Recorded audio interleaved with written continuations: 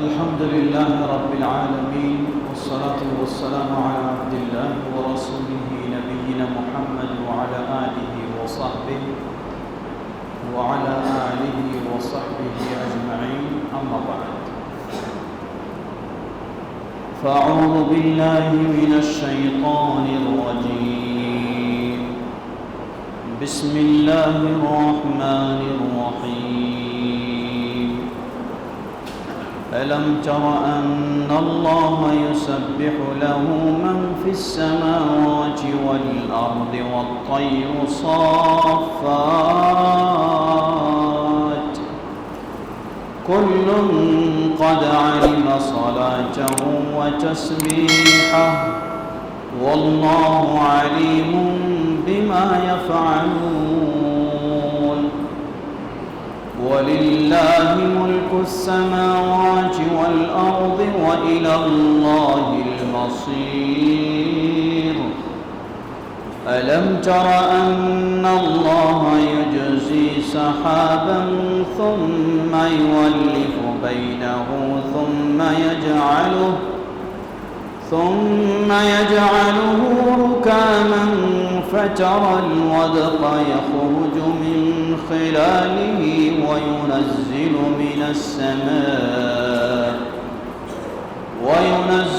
من السماء من جبال فيها من برد فيصيب به من يشاء ويصرفه عن من يشاء يكاد سنا برقه يذهب بالأبصار يقلب الله الليل والنهار إن في ذلك لعبرة لأولي الأبصار والله خلق كل دابة من ماء فمنهم من يمشي على بطنه ومنهم من يمشي على رجلين ومنهم من يمشي على أربع يخلق الله ما يشاء إن الله على كل شيء قدير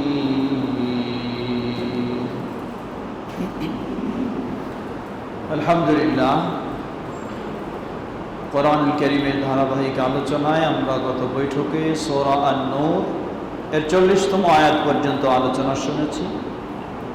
আজকে পরবর্তী আয়াতগুলির আলোচনা শুনব ইনশাআল্লাহ। বিশেষ করে 39-40 নম্বর আয়াতগুলিতে আল্লাহ রাব্বুল আলামিন মুনাফিক এবং অমুসলিম যারা তাদের কাজকর্মের একটি দৃষ্টান্ত দিয়েছেন। আল্লাহ বলছেন তারা যেন মরীচিকার পিছনে ছুটছে। সাধারণ মানুষ এক জায়গা থেকে আরেক জায়গায় যখন দেখে দুপুর রৌদ্রের বেলা মনে হয় পানি সেখানে ঝলমল করছে, দৌড় দিয়ে সেখানে গিয়ে দেখে আসলে সেখানে কিছুই নেই। তো যারা আজকে বিভিন্ন আশা ভরসা সামনে রেখে এই দুনিয়ার পিছনে ছুটেছে তাদের অবস্থাটা এমনই। হঠাৎ দেখা যাবে দুনিয়া শেষ, তারাও শেষ, তাদের সব কিছু ব্যর্থ ছাড়া আর কিছুই বাকি থাকবে না। এমনই বিষয়গুলি আল্লাহ রাব্বুল আলামিন কিছু দৃষ্টান্ত স্বরূপ তাদের বর্ণনা দিয়েছিলেন। অতঃপর আল্লাহ রাব্বুল আলামিন আবার তার মহত্ব বড়ত্ব সম্পর্কে বর্ণনা দিচ্ছেন। মানুষ ব্যতীত মানুষের মাঝে ভালো রয়েছে, মন্দ রয়েছে। কেউ আল্লাহকে মেনে চলে, কেউ আল্লাহকে অস্বীকার করে।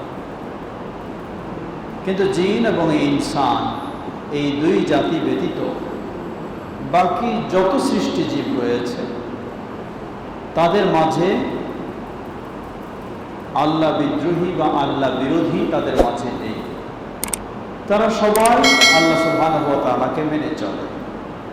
ফেরেশতা জগৎ সবাই আল্লাহকে মেনে চলে, পশু পাখি সবাই আল্লাহকে মেনে চলে, কিন্তু শুধু জিন এবং ইনসান, ইবলিস হলো জিনের অন্তর্ভুক্ত, এই দুই জাতির মাঝে কিছু আল্লাহকে মেনে চলে আর কিছু আল্লাহ অবাধ্য হয়ে চলে। তাই আল্লাহ রাব্বুল আলামিন বলছেন, ألم تر أن الله يسبح له من في السماوات والأرض والطير صافات ألم ترى তুমি কি লক্ষ্য করো না আসমান জমিনের মাঝে যা কিছু রয়েছে সবই আল্লাহ রাব্বুল আলামিনের তাসবিহ বর্ণনা করছে, পবিত্রতা বর্ণনা করছে। এমনকি শূন্য আকাশে যে পাখিগুলি উড়ছে দুই ডানা মেলে দিয়ে, এই সব পাখিগুলিও আল্লাহ রাব্বুল আলামিনের তাসবিহ বর্ণনা করছে।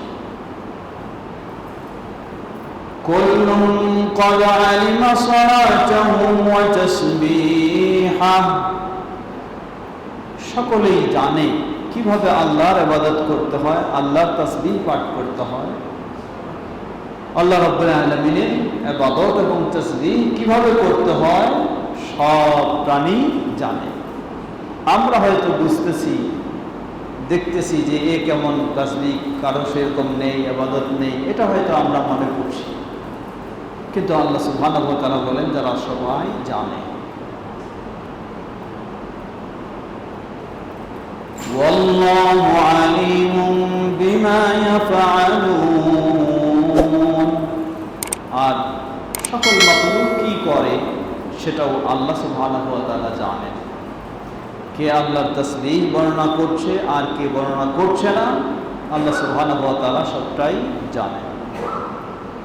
ওয়ালিল্লাহি মুলকুস সামাওয়াতি ওয়াল আরদি ওয়া ইলাল্লাহিল মাসীর, অবাধ্য মানুষেরা আল্লাহর রাজত্ব, আল্লাহর প্রভুত্ব স্বীকার করুক আর নাই করুক। মূলত ওয়ালিল্লাহি মুলকুস সামাওয়াতি ওয়াল আরদ, আসমান জমিনের সব রাজত্ব, প্রভুত্ব এবং একমাত্র মাবুদ আল্লাহ রাব্বুল আলামিন। যেটা প্রমাণ হয় জিন ইনসান ব্যতীত অন্য যত সৃষ্টি রয়েছে সব সৃষ্টির মাধ্যমে। কারণ জিন ইনসানের মাঝে কিছু রয়েছে যে আল্লাহ ছাড়া অন্যের ইবাদত করে, কিন্তু জিন ইনসান ছাড়া যত সৃষ্টি রয়েছে সব সৃষ্টি একমাত্র আল্লাহরই ইবাদত করে, আর অন্য কারো ইবাদত করে না। তাই আল্লাহ বলছেন ওয়ালিল্লাহি মুলকুস সামাওয়াতি ওয়াল আরদ, আসমান জমিন সবকিছুর মাঝে আল্লাহরই প্রভুত্ব, রাজত্ব, সবকিছু সুপ্রতিষ্ঠিত। ওয়া ইলাল্লাহিল মাসীর, আল্লাহর রাজত্বকে মানুক আর নাই মানুক, ইচ্ছা অনিচ্ছায় সকলকে আল্লাহর কাছেই আবার ফিরে যেতে হবে। যে ইনসানের মধ্যে যারা অবাধ্য, আল্লাহকে মানে না, তারাও আল্লাহর কাছে অবশ্যই ফিরে যাবেই যাবে, এর বিকল্প কোনো পথ নেই। ألم تر أن الله يزجي سحابا ثم يؤلف بينه ثم يجعله ركاما فترى الودق يخرج من خلاله وينزل من السماء من جبال فيها من برد فيصيب به من يشاء ويصرفه عن من يشاء। আল্লাহ আবার বলছেন আলম তারা, তুমি কি লক্ষ্য করো না, আন্নাল্লাহা ইউজি সাহাবা, উপরের দিকে দিনের বেলা তাকালে দেখা যায় বিশাল বিশাল পাহাড়ের মতো মেঘগুলি চলছে। আল্লাহ বলছেন তুমি কি লক্ষ্য করো না এই মেঘগুলিকে কে চালাচ্ছেন? আমেরিকার সরকার না ইউরোপের সরকার? কে চালাচ্ছেন? সব চালাচ্ছেন আল্লাহ সুবহানাহু ওয়া তাআলা। এগুলিকে পরিচালনা করছেন আল্লাহ। এই বিক্ষিপ্ত ছড়িয়ে ছিটিয়ে থাকা মেঘমালাগুলিকে সুম্মা ইউআল্লিফু বাইনাহু, আবার সেগুলিকে একত্রে জমা করছেন। সুম্মা ইয়াজআলুহু রুকামা ফাতারাল ওয়াদাকা ইয়াখরুজু মিন খিলালিহি, আবার আল্লাহ সুবহানাহু ওয়া তাআলা এগুলিকে বৃষ্টি বর্ষণের উপযোগী করে দিচ্ছেন এবং সেগুলি থেকে ঝরঝরে বৃষ্টি বর্ষণ হচ্ছে। وَيُنَزِّلُ مِنَ السَّمَاءِ مِنْ جِبَالٍ فِيهَا مِنْ بَرَدٍ, আবার দেখা যায় এই বিশাল বিশাল পাহাড়ের মতো মেঘমালাগুলি থেকে আল্লাহ রাব্বুল আলামিন শিলাবৃষ্টি বর্ষণ করে দিচ্ছেন। এক হলো বৃষ্টি নরমাল, আরেক হলো শিলাবৃষ্টি বর্ষণ করছে। ফায়ুসিবু বিহি মান ইয়াশা, সেই শিলাবৃষ্টি দিয়ে আল্লাহ যাকে ইচ্ছা করেন আঘাত হানছেন। সেই শিলাবৃষ্টি দিয়ে আল্লাহ যাকে ইচ্ছা করেন আঘাত হানছেন। ওয়ায়াসরিফু আম্মান ইয়াশা, আবার আল্লাহ যাকে ইচ্ছা করেন শিলাবৃষ্টির আঘাত থেকে রক্ষা করছেন। একই জায়গায় শিলাবৃষ্টি হচ্ছে, কেউ আঘাতে শেষ হয়ে যাচ্ছে, আবার কাউকে আল্লাহ সুবহানাহু ওয়া তাআলা বাঁচাচ্ছে। এই শিলাবৃষ্টির আঘাত হতে পারে মানুষ জীব জানোয়ারের দিকে, হতে পারে গাছপালা ক্ষেত খামার সেগুলির দিকে।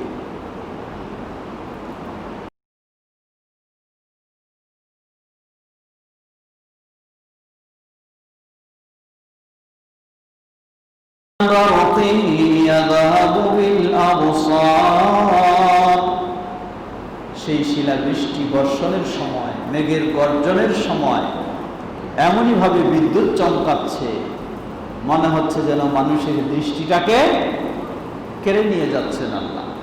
আসলে যখন বিদ্যুৎ চমকায় দেখবেন যে কিছুক্ষণ আপনার যেন অন্ধকারে আছেন, দেখছেন না।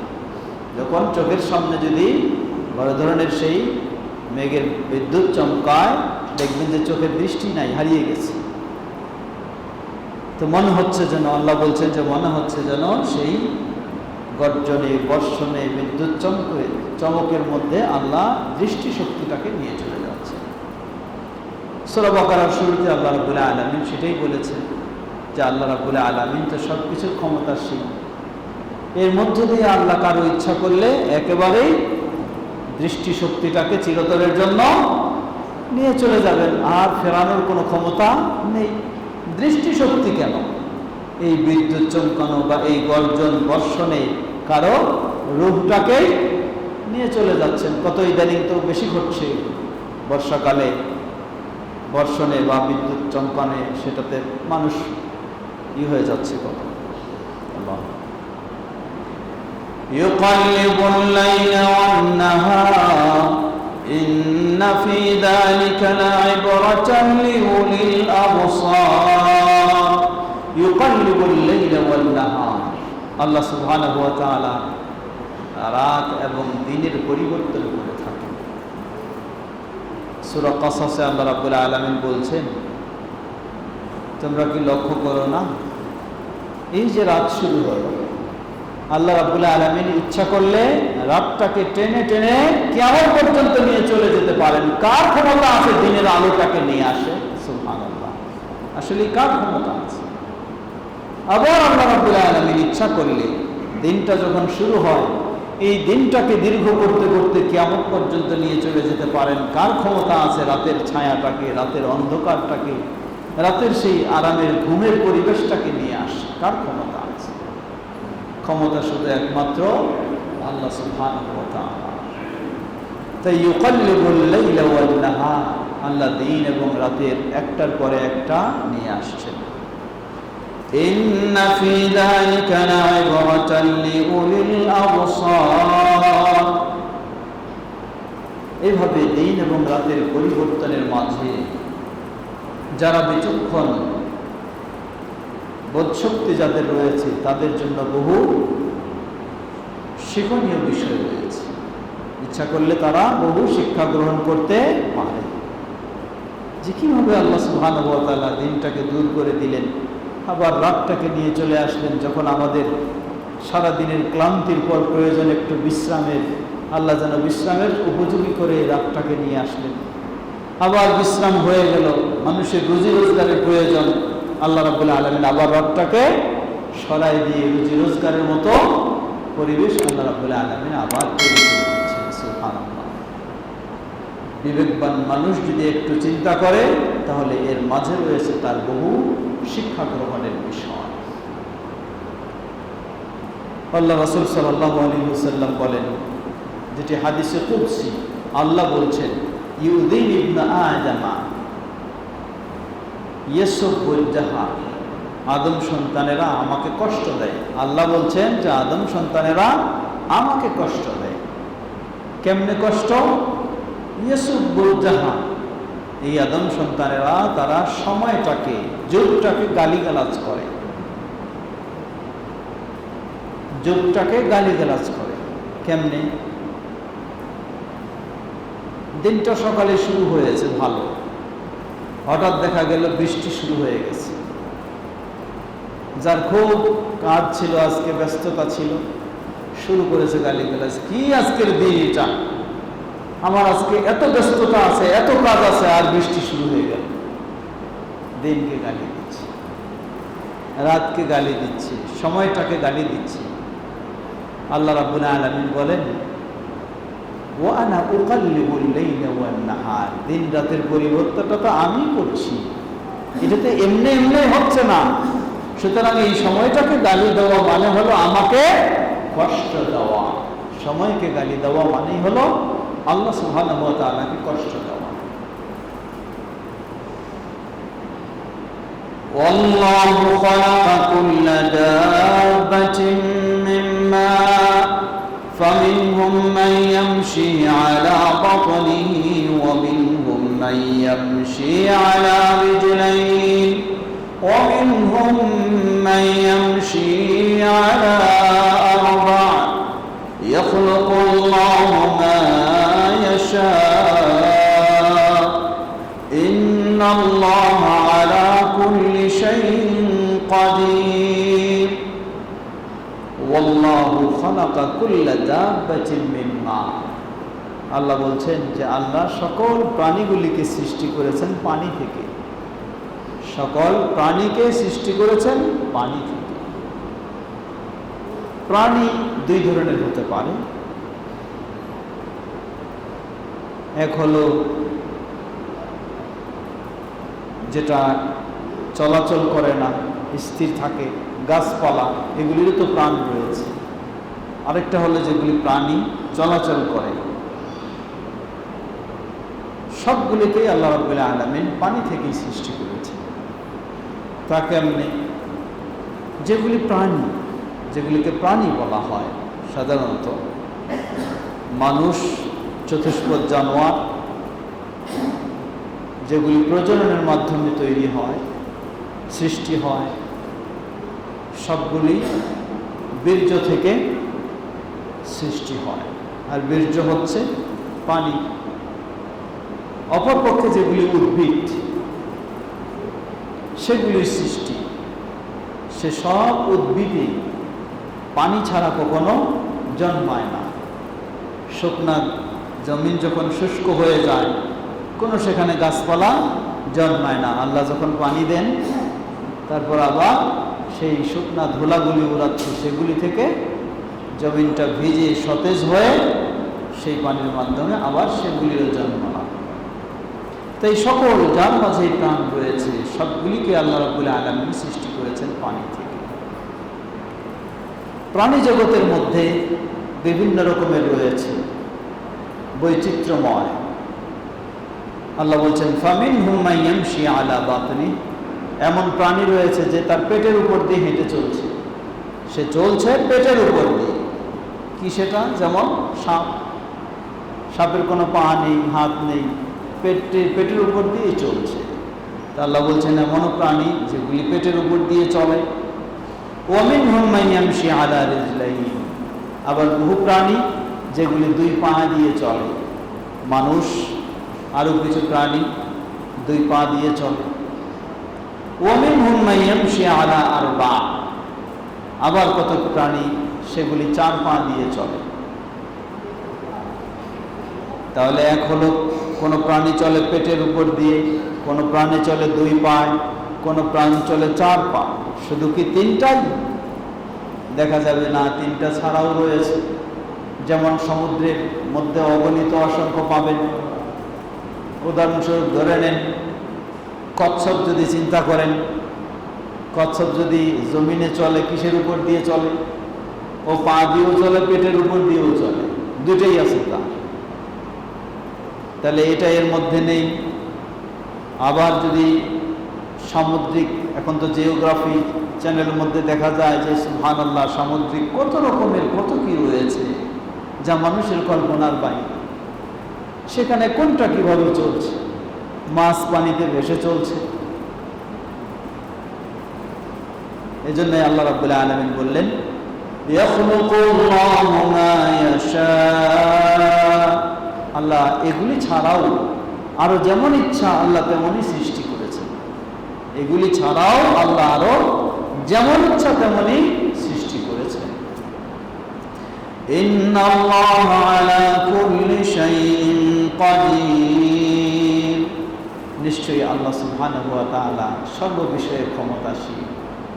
ক্ষমতার উৎস একমাত্র কে? আল্লাহ সুবহানাহু ওয়া তাআলা। আমরা ক্ষমতার উৎস বানাই নিয়েছি জনগণ। এটি একটি শিরকি কথা, এটি একটি শিরকি কথা। ক্ষমতার উৎস হলেন একমাত্র আল্লাহ সুবহানাহু ওয়া তাআলা, ক্ষমতাশীল হলেন একমাত্র আল্লাহ সুবহানাহু ওয়া তাআলা, সব ক্ষমতার মালিক হলেন একমাত্র আল্লাহ সুবহানাহু ওয়া তাআলা। মানুষ কখনো ক্ষমতার উৎস নয়। মানুষ নিজে নিজেকে চালানোর ক্ষমতা রাখে না। মানুষ অন্য তো দূরের কথা, নিজের বডিটাকে কন্ট্রোল করার মতো ক্ষমতা রাখে না। বসে আছেন, কতক্ষণ বসে থাকবেন? 2 ঘন্টা, 4 ঘন্টা। এরপরে যদি বাথরুমের চাপ এসে যায়, ধমক দিয়ে তো থামাতে পারবেন নাকি? কোনো ক্ষমতা নেই। বাথরুমের চাপ আসলে আপনি যতই শক্তিশালী মানুষ হন, হয়তো আরেক ঘন্টা আপনি বিলম্ব করবেন বা 2 ঘন্টা বিলম্ব করবেন, আর পারবেন না। হয় এখানেই বের হয়ে যাবে, না আপনাকে দৌড়াতে হবে। তো ক্ষমতা কোন? এই বডিটা, নিজের বডিটাকে আপনি নিয়ন্ত্রণের ক্ষমতা রাখেন না, আর মানুষকে আপনি ক্ষমতার উৎস। ক্ষমতার উৎস হলেন আল্লাহ সুবহানাহু ওয়া তাআলা। কেউ ক্ষমতার উৎস না মানুষ, না জিন, না শয়তান, না আর কেউ। ক্ষমতার একমাত্র মালিক হলেন, উৎস হলেন, সেই হলেন আল্লাহ রাব্বুল আলামিন। লাকাদ আনজালনা আয়াতিন মুবাইয়িনাত ওয়াল্লাহু ইয়াহদি মান ইয়াশাউ ইলা সিরাতিন মুস্তাকিম ওয়া ইয়াকুলুনা আমান্না বিল্লাহি ওয়া বির-রাসূলি ওয়া আতা'না ثم يتولى فريق منهم من بعد ذلك وما أولئك بالمؤمنين। আল্লাহ বলছেন, লাকাদ আনজালনা আয়াতিন মুবাইয়িনাত, আমি সুস্পষ্ট নিদর্শন আয়াত নাযিল করেছি।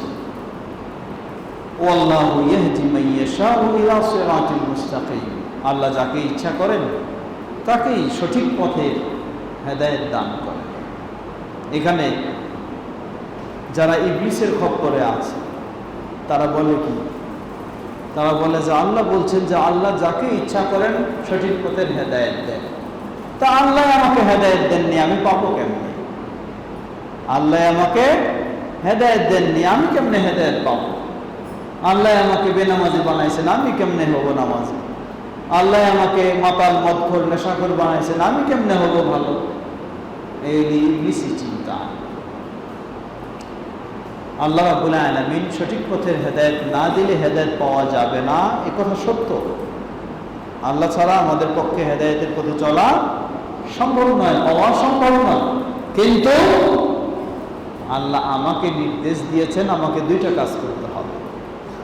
প্রথম কাজ হলো আল্লাহর কাছে হেদায়েত চাইতে হবে। আল্লাহর কাছে হেদায়েত চাইতে হবে। দ্বিতীয় কাজ হলো হেদায়েতের পথে চলার জন্য চেষ্টা করতে হবে। প্রথম হলো আল্লাহর কাছে হেদায়েত চাইতে হবে, দ্বিতীয় হলো হেদায়েতের পথে চলার জন্য চেষ্টা করতে হবে।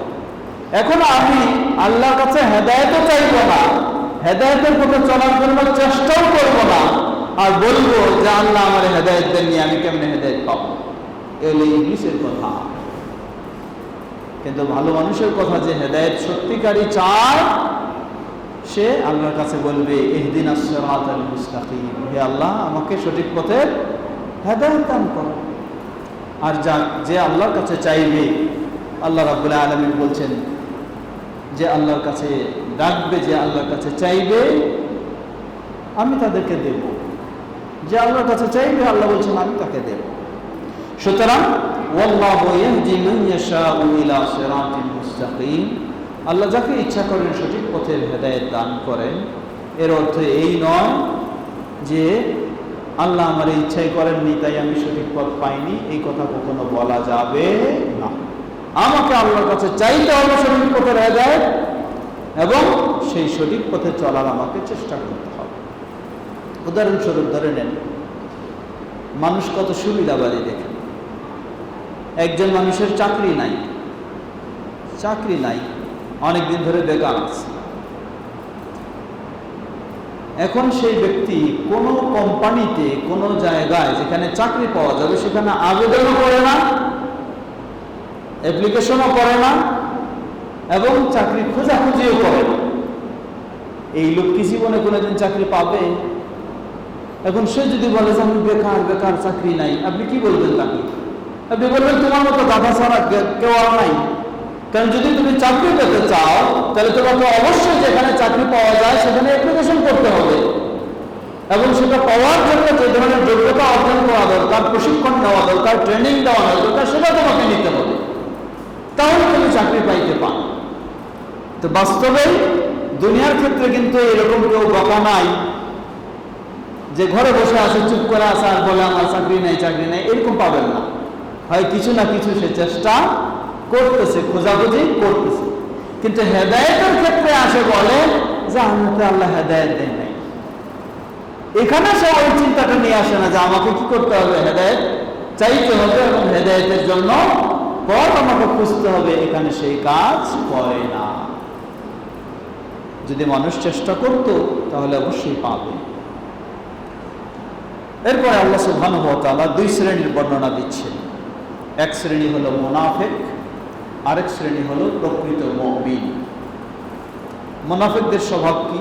আল্লাহ বলছেন ওয়ায়াকুলুনা আমান্না বিল্লাহি ওয়া বির-রাসূল ওয়া আতা'না থুম্মা ইয়াতাওয়াল্লা ফারীকুম মিনহুম মিন বা'দি যালিক ওয়া মা উলাইকা বিল মুমিনিন ওয়ায়াকুলুনা আমান্না বিল্লাহ। মুনাফিক যারা প্রকৃতপক্ষে ভিতরে ঈমান আনেনি, ঈমানের চিন্তা নেই, যখন মুসলিমদের দেখা হয় তখন বলে যে আমরা আল্লাহর প্রতি ঈমান এনেছি, রাসূলের প্রতি ঈমান এনেছি, ওয়া আতা'না, এবং আমরা আল্লাহর রাসূলকে মেনে চলছি। সুম্মা ইয়াতাওয়াল্লা ফারীকুম মিনহুম মিন বা'দি যালিক, এটা মুখে মুখে বলবে, আর পরে দেখা যাবে যে সে আসলেই ইসলামের পথে নাই, ভিন্ন দিকে সে চলে গেছে। আল্লাহ বলছেন ওয়া মা উলাইকা বিল মুমিনিন, প্রকৃতপক্ষে এরা কখনো মুমিন নয়, এরা ঈমানদার নয়। এটা শুধু মুখে মুখে দাবি করে, ভিতরে তার ঈমানের চিন্তা কখনো নেই।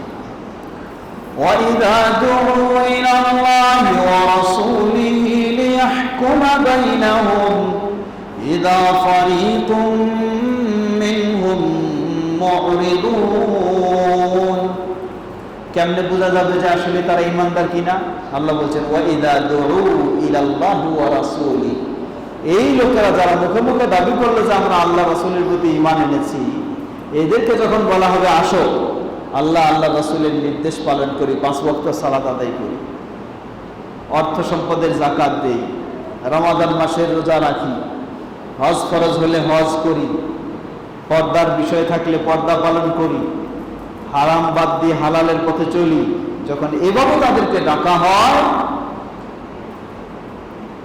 ইদা ফারিকুম মিনহুম মুরিদুন, দেখবেন তারা কিছু মানুষ আপনার কথা শুনতে রাজি না, মুখে মুখে বলতে রাজি, কিন্তু যখন বাস্তবে আল্লাহ এবং তার রাসূলকে মানার জন্য আপনি বলবেন, তখন দেখবেন মুখ বাঁকা করে অন্যদিকে চলে যায়।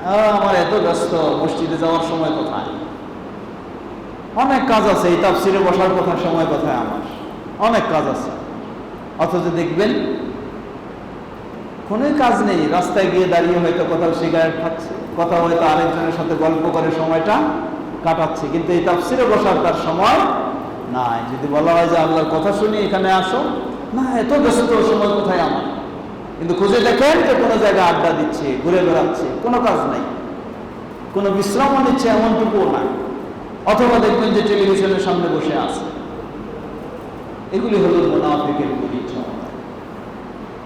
যখনই তাকে আসল কাজে ডাকবেন, তখন দেখবেন পাবেন না, সে অন্যদিকে চলে যায়। আল্লাহ আমাদেরকে এমন আচরণ থেকে হেদায়েত দান করুন। وَإِنْ يَكُنْ لَهُمُ الْحَقُّ يَأْتُوا إِلَيْهِ مُذْعِنِينَ। আল্লাহ বলছেন, হে নবী, এই মুনাফিক মার্কা মানুষেরা যখন তারা দেখে যে এই জায়গায় তাদের স্বার্থ আছে, তখন দেখবা যে তারা তোমার কাছে যেন খুব একেবারে আনুগত্যশীল হয়ে উপস্থিত হয়। আর যখন দেখে যে তাদের স্বার্থ নাই, মুখ বাঁকা করে অন্যদিকে চলে যায়। আল্লাহ বলছেন কেন, কারণটা কি? আফি কুলুবিহিম মারাদুন আম ইরতাবু আম ইয়াখাফুনা আন ইয়াহিফাল্লাহু আলাইহিম ওয়া রাসূলুহু বাল উলাইকা হুমুল যালিমুন। কেন তাদের এই আচরণটা, কেন এরকম? আফি কুলুবিহিম মারাদ, তাদের অন্তরে কি মুনাফিকি, নেফাকি রোগ রয়েছে? যেই নেফাকি রোগ থাকার কারণে তারা এটাকে মেনে নিতে পারছে না। আমির তাবু, না ইসলামের বিষয়ে তাদের কোনো সন্দেহ আছে যে আসলে ইসলামেরটা সঠিক কিনা। আম ইয়াখাফুনা আন ইয়াহিফাল্লাহু আলাইহিম ওয়া রাসূলুহু, না তারা এই আশঙ্কা করছে যে আল্লাহ এবং তার রাসূল তাদের প্রতি কি করবেন, জুলুম করে বসবেন। আল্লাহ বলছেন না, বাল উলাইকা হুমুল যালিমুন, বরং তারা নিজেরাই নিজেদের উপরে জুলুম করছে। আল্লাহ এবং তার রাসূল তাদেরকে ইসলামের দিকে ডাকে, তাদের প্রতি জুলুম করবেন না। এ হলো মুনাফিকদের। এখন প্রকৃত যদি মুমিন হয়, তাহলে আল্লাহ এবং রাসূলের প্রতি ডাকলে তার ভূমিকাটা কি হবে? আল্লাহ এটা বলে দিচ্ছেন, إنما كان قول المؤمنين إذا دعوا إلى الله ورسوله ليحكم بينهم أن يقولوا سمعنا وأطعنا وأولئك هم المفلحون। আল্লাহ বলছেন, জেনে রাখো, প্রকৃত যে মুমিন, তাকে যদি আল্লাহ এবং তার রাসূলের দিকে দাওয়াত দেওয়া হয়, ডাকা হয়, আল্লাহ এবং তার রাসূলের বিধান মেনে চলার জন্য, আইয়াকুলু সামি'না ওয়া আতা'না, তারা বলবে আমরা আল্লাহর কথা শুনলাম, রাসূলের কথা শুনলাম, ওয়া আতা'না, আমরা মেনে নিলাম। আমরা আল্লাহ এবং তার রাসূলের কথা শুনলাম, মেনে নিলাম, কোনো আমাদের আপত্তি নেই, অন্তর থেকে তারা মেনে নেবে।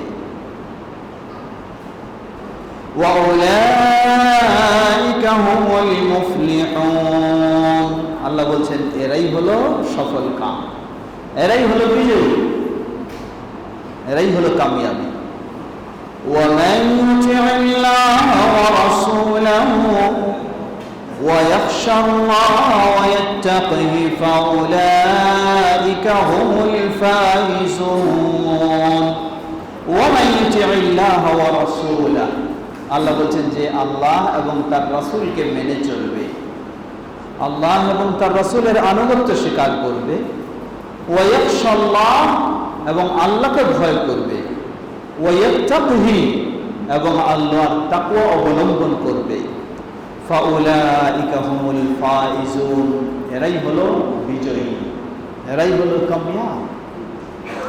সম্মানিত সমাবেত মুসলিমবৃন্দ, আল্লাহ সুবহানাহু ওয়া তাআলা এখানে দুটি বিষয় বললেন। প্রথম বিষয় হলো মুনাফিক, তাদেরকে যখন আল্লাহ ও আল্লাহর রাসূলের বিষয়গুলিকে মেনে নেওয়ার জন্য ডাকা হবে, তারা বিভিন্ন রকমের ছলনা করবে। আর মুমিন, তাকে যখন ডাকা হবে, সে ডাইরেক্ট বলে দিবে আমি শুনলাম, মেনে নিলাম, কোনো আপত্তির বিষয় নেই। বর্তমান আমাদের সমাজে বা আমাদের পরিবেশে যদি আমরা লক্ষ্য করি, বহু মুমিন মুসলিম নিজেদেরকে মুসলিম বলে দাবি করে, কিন্তু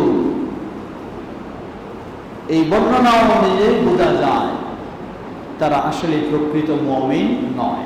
উদাহরণস্বরূপ কে ধরে নেন, যারা পীর সাহেবের মুরিদ, যারা নির্দিষ্ট এক তরিকার মুরিদ, এই নির্দিষ্ট তরিকার মুরিদকে তাদের পীর সাহেব যা বলে ডাক দুক, তারা সবসময় কি শোনার জন্য প্রস্তুত আছে।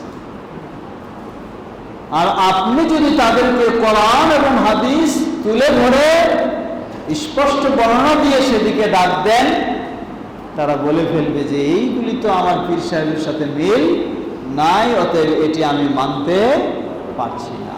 এ হলো মুমিনের পরিচয়, এ হলো হক্কানি ইমানদারদের পরিচয়। বলে ফেলবে যে এটা আমার পীর সাহেবের তরিকা নাই, এটা আমি মানতে পারছি না।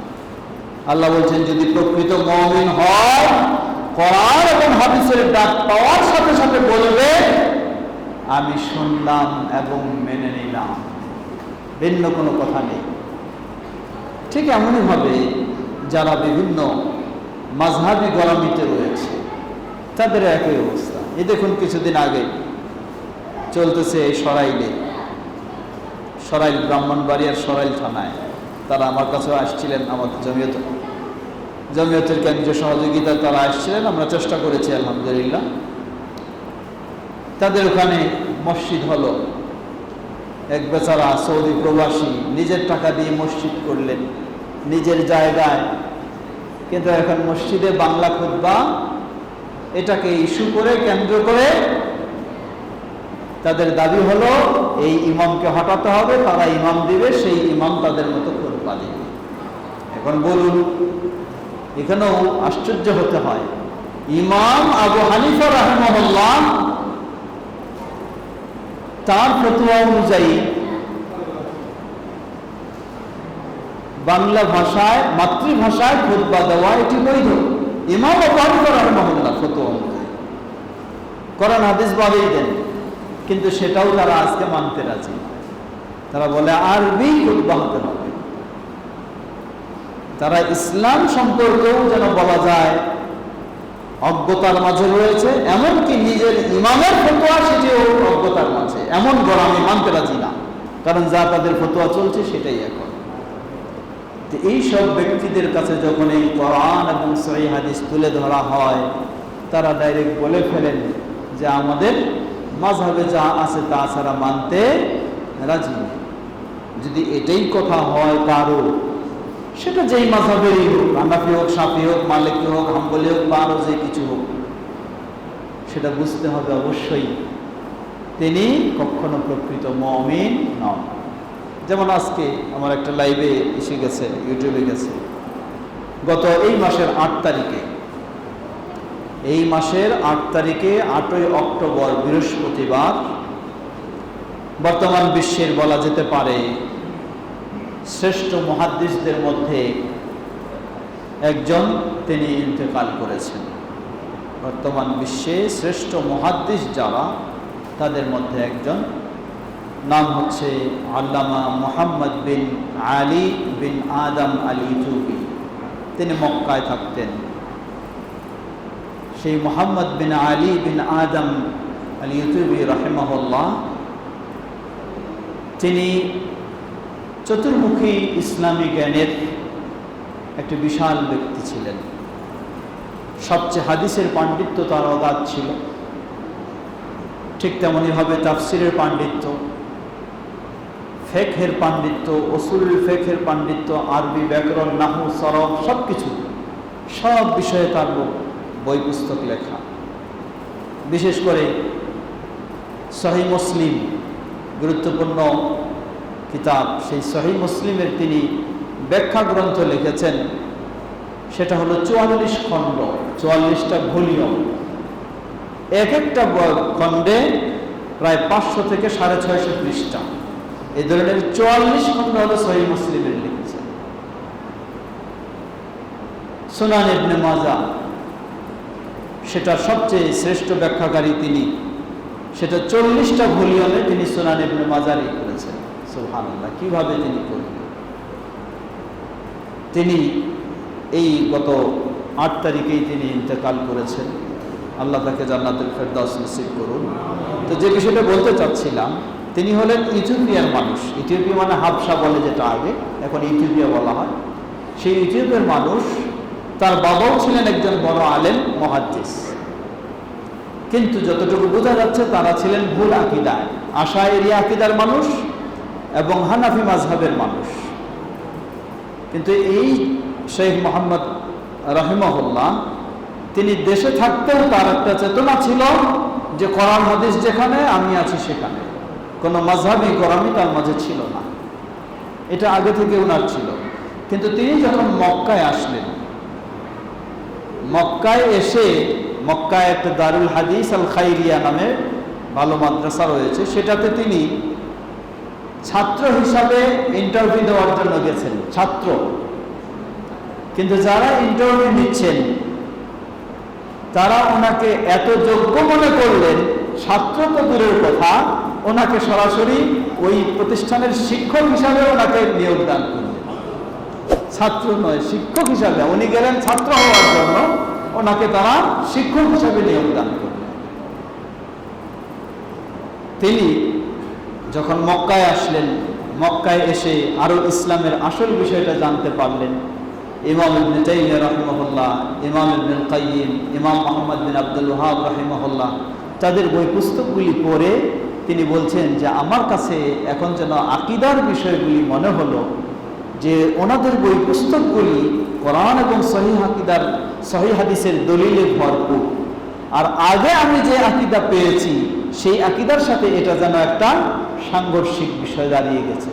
তিনি বলছেন যে যার ফলে ওনার আগে থেকে এই স্বভাব ছিল, আল্লাহর রহমতে তিনি কি করলেন, সব কিছু বাদ দিয়ে তিনি যা পেলেন মক্কায়, সেই সঠিক বিষয়টাকেই তিনি গ্রহণ করে নিলেন। শুধু গ্রহণ নয়, সেটার উপরেই তিনি প্রতিষ্ঠিত হলেন এবং সেটার উপরেই প্রতিষ্ঠিত হয়ে এইসব বিশাল বিশাল হাদিসের ব্যাখ্যা বা বিভিন্ন রকমের গ্রন্থ তিনি সংকলন করলেন। তিনি বললেন যে আমি একবার বেড়াতে গেলাম আমার বাবা এবং তাদেরকে একটু দেখার জন্য দেশে গেলাম। তো দেশে গেলে আমাকে আমার দেশের মানুষেরা বলছে যে তুমি তো ওহাবি হয়ে গেছো, তুমি ওহাবি হয়ে গেছো। তিনি জবাব দিলেন, কেন? বললেন যে এই তুমি এই আকীদায় এই সব কিছু আমল দেখতেছি তোমার মাঝে। তিনি বললেন, তোমরা কি জানো না আমি দেশে থাকতেই তো আমি কোরআন এবং হাদিসের দলিল যা বলে সেটাই আমি মেনে নেওয়ার চেষ্টা করতাম। তখন বলে, হ্যাঁ জানতাম আমরা, কিন্তু এখন তুমি গিয়ে আরো কট্টরপন্থী ওহাবি হয়ে গেছে। এই হচ্ছে অবস্থা। আমাদের যারা মানুষেরাও সৌদি আরবে থাকে, এই সেই যেটার কথা একটু আগেই বললাম, ব্রাহ্মণবাড়িয়া সরাইলে যে মসজিদ নিজের জায়গায় নিজের টাকা দিয়ে মসজিদ করেছে, কিন্তু সৌদি আরবে থাকার কারণে তার আকীদার পরিবর্তন আসছে, আমিলের পরিবর্তন আসছে। এখন তিনিও হয়ে গেছেন ওহাবি, মানে দল থেকে বাইর হয়ে গেছেন, নিজেদেরই নাই। তা আমাদের সমাজেও আমাদের দেশেও এরকম রয়েছে। তাই প্রকৃত ঈমানদার যিনি হবেন, আল্লাহ বলছেন যখনই তাকে আল্লাহর কথা এবং তার রাসূলের কথা মানার জন্য দাওয়াত দেওয়া হবে, তখনই সে এক বাক্যে বলবে, আমি শুনলাম, মেনে নিলাম, আর দ্বিতীয় কোনো কথা নেই। আমরা যেন সেরকমই হতে পারি, আল্লাহ আমাদের সবাইকে সে তৌফিক দান করুন। আজকে আর দীর্ঘ কথা না বলে এখানে শেষ করতে চাই। এতক্ষণ যাবত যে বিষয়গুলি আমরা শুনলাম সেগুলি যেন ভালোভাবে উপকৃত হতে পারি, আল্লাহ আমাদের তৌফিক দান করুন। আমাদের মাঝে উপস্থিত অনেকে অসুস্থ রয়েছেন। আমাদের ভাই আলী হোসেন ভাইয়ের স্ত্রী